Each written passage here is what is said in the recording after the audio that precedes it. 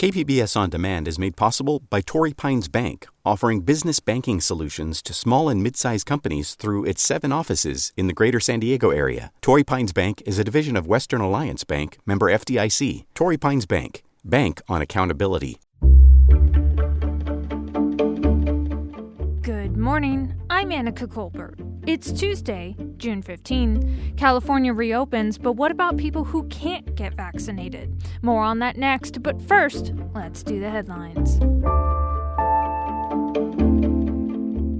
Today is the day we've all been waiting for. Stay-at-home orders in California are officially lifted, and businesses are back at full capacity. No more social distancing, and masks off for those who are vaccinated. And if that's not enough incentive to go get your vaccine, Governor Gavin Newsom announced yet another reason to get vaccinated on Monday. A new lottery drawing to take place on July 1st, when 6 vaccinated Californians will win, quote, dream vacations and $2,000 for travel expenses. State officials are set to unveil a new electronic system that will allow businesses to check the vaccination status of customers. Newsom stressed that this system is voluntary. It's meant as an option for businesses dealing with people who aren't wearing masks. Here's California's Health and Human Services Secretary, Mark Ghaly. We worry about discrimination, inequities, limiting access to folks. We also want to make sure that we remind people that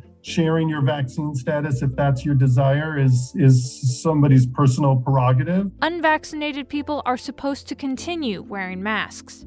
The National Weather Service has issued an excessive heat warning for San Diego County deserts, valleys, and mountain areas until the end of this week. The San Diego Humane Society has some caution to give pet owners as well. Here's Nina Thompson with the San Diego Humane Society. The best thing to do is to leave them at home. We want to bring our pets with us, but during the heat of the day, they're actually more comfortable resting at home where it's cool, where they have water. From KPBS, you're listening to San Diego News Now. Stay with me for more of the local news you need.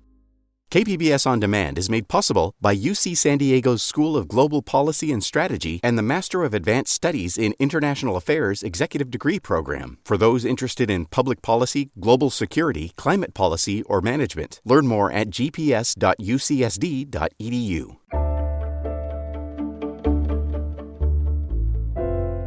Today marks the state's official reopening. Occupancy restrictions inside offices, stores, restaurants, bars, and stadiums are gone, and mask requirements are greatly relaxed. Californians everywhere are celebrating their rediscovered freedoms, except for one group.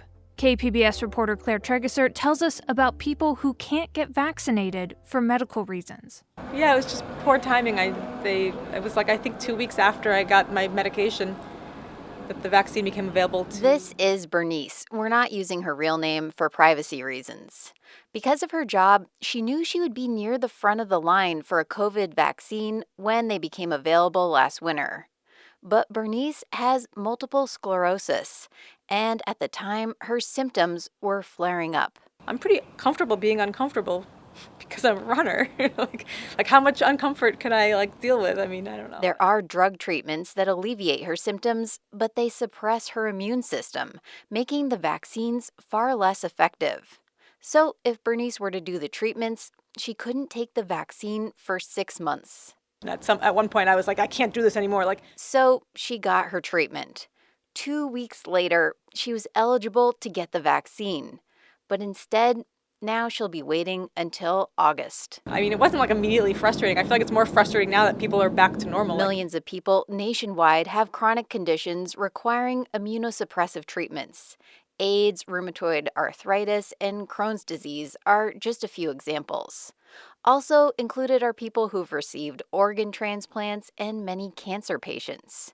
UC San Diego epidemiologist Rebecca Fielding Miller says these people aren't getting enough consideration.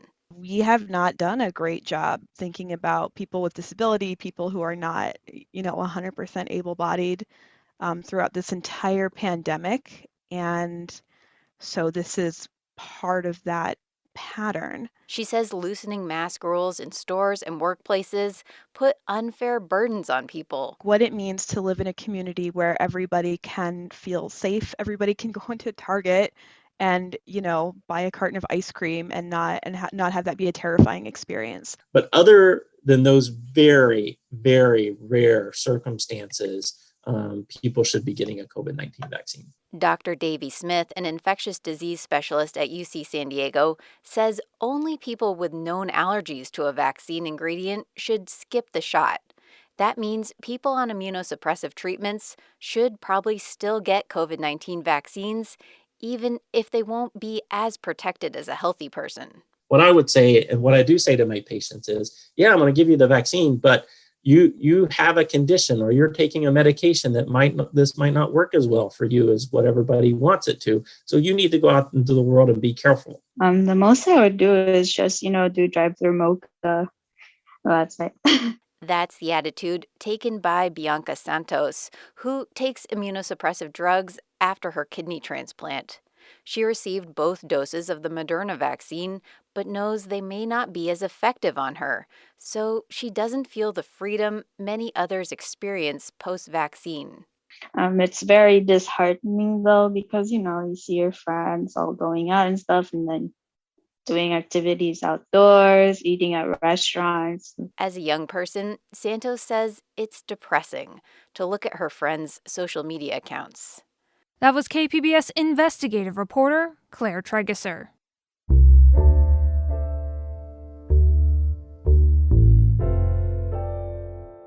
The pandemic was hard on a lot of local businesses, so KPBS's Alexandra Rangel checked in with how some of them are adjusting to today.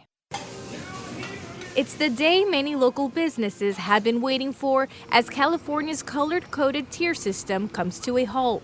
Customers can say goodbye to capacity limits, social distancing requirements, and those who are fully vaccinated can do away with their face masks. While some businesses can't wait to get back to normalcy, others aren't in a rush. Carlos Reyes, the head chef at Pokey's Mexican Eatery, says they're taking a slower reopening approach. It doesn't really change much for us. We're going to continue running our operations the same with dining outside and a little bit of the indoor as well. He says vaccinated employees can feel free to ditch the face mask. We like to let our employees if you feel comfortable with the mask, that's cool. If you don't, then I believe you don't have to wear it if those are the regulations. Although some restaurants in the downtown area have already loosened up restrictions, many still have face mask requirements for customers, and some still require temperature checks. They took my temperature check on my wrist. Crizia Albuquerque says it's time to lift restrictions. That means people can be on their own decisions on how to think of taking care of themselves and others. Although she believes some restrictions were necessary, Albuquerque isn't fond of employers asking whether or not employees have been vaccinated. Very scary question. Some restrictions in California will remain in place. Those who aren't vaccinated are still required to wear a face mask, and masks will still be required on all public transit and at airports. And that was KPBS's Alexandra Rangel.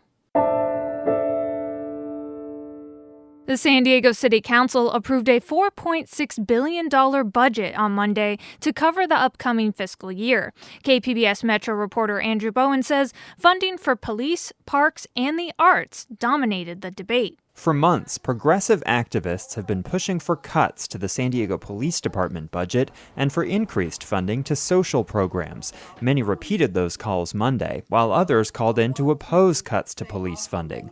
Councilmember Monica Montgomery Stepp tried unsuccessfully to cut police overtime funding and reallocate it for new streetlights, homeless outreach, and other priorities that she says also support public safety.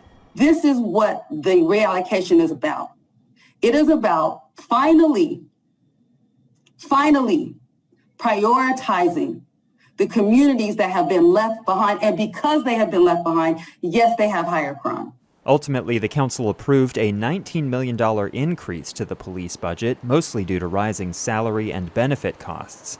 And there were a few last-minute changes to the budget, among them an additional $2 million for arts and culture organizations and $350,000 for a new Office of Child and Youth Success.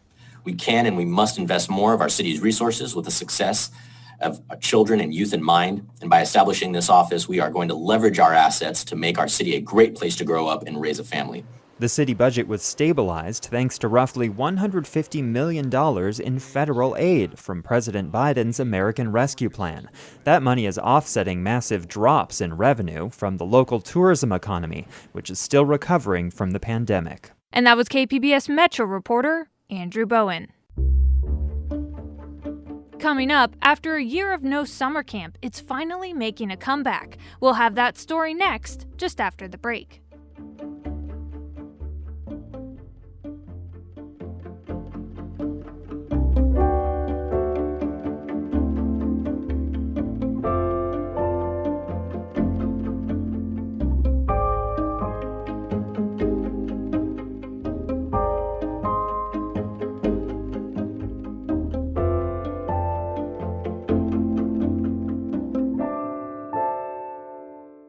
Hey, Alan Lilienthal here, host of Port of Entry.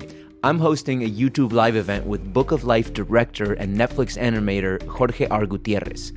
On Wednesday, June 23rd at 5:30 p.m., you, mi amiga, amigo, are invited to join the conversation to learn more about why Jorge is one of the most important border artists of our time. Register for this free event at portofentrypod.org.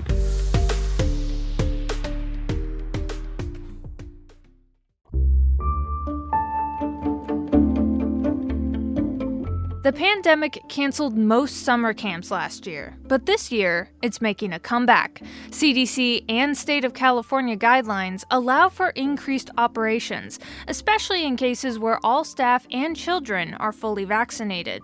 As part of the ongoing Shared Spaces series about emerging from the pandemic, Cap Radio's Randall White looks at the upcoming summer camp season and how COVID-19 is not the only focus. Recently, while hiking with roughly a dozen young kids along a trail near Donner Lake in the Sierra Nevada, this happened. A bug! The kids stopped to observe a curious insect resting on a boulder. It looks like a gray and yellow. I think it looks like a fly. This hike is part of a TINS Day Camp, or Tahoe Institute for Natural Science. Education manager Kendall Scott says more outings are now on the summer camp schedule, which were canceled last summer because of COVID. She says parents couldn't be happier. We have kind of unprecedented levels of interest in camp this year. We actually opened up 2 new sections of camp. So yeah, I definitely think people are really excited. But expanding camp operations is not the only issue on the minds of some in the camp industry. There's a new push to make this childhood tradition more inclusive of different races, cultures, and of those in the LGBTQ communities. The considerations and the thoughts and the questioning is happening like I haven't seen it before. Liz Kimmelman is the owner of Tumbleweed Day Camp in Los Angeles and a member of the American Camp Association. The camp industry is slowly, but is working on creating more spaces that directly support and make safe for the non-dominant culture. Kimmelman believes diversity, equity, and inclusion is not just about providing camp scholarships for economically disadvantaged children, but it's also about reconsidering some long-held camp traditions like using native-sounding words and images of teepees. Oh my goodness, we are greatly culturally appropriating indigenous iconography, and to realize that, I'm acknowledging it and we're going to do something about it. Another important issue as children head back to these large social settings is mental health. Dr. Heather Bernstein is a clinical psychologist at the Child Mind Institute in the Bay Area. She thinks camps could use this summer's reboot to focus on the mental well-being of the kids they serve. Bernstein anticipates a lot more anxiety in campers this year and says camp staff and parents shouldn't just brush it off and instead should be really leaning into the validation of how stressful that this might be. And it might be fun and your kid might have an awesome time, but kind of giving them the space to just talk about that it is scary and then helping them problem solve and helping them come up with strategies to live with the anxiety and still go to camp. We want to go down to the creek. Back with the kids on the trail near Donner Lake, camp leader Kendall Scott says learning about and being in nature are cures for some anxieties. She says spurring kids to be inquisitive about their surroundings helps them better understand and reduce fear. Which brings us back to the unusual bug spotted earlier in the hike and how I noticed the kids getting excited, not frightened by the insect, part of that teaching method in action. In this case, the kids learned it was a type of hoverfly, totally harmless. Bye, bye, bug. In Sacramento, I'm Randall White.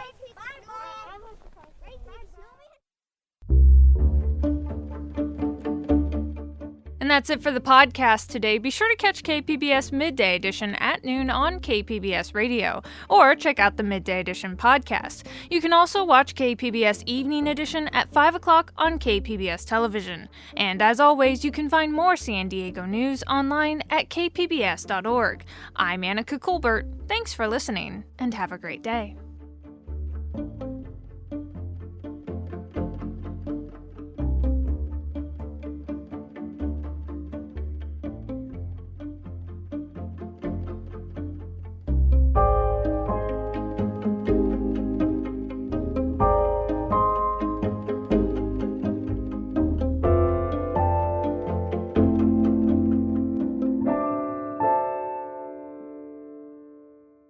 KPBS On Demand is brought to you by the San Diego County Toyota dealers, committed to enhancing the driving experience with vehicles like the 2021 Camry, with an available 301 horsepower V6 engine. To learn more, visit buyatoyota.com. Toyota, let's go places.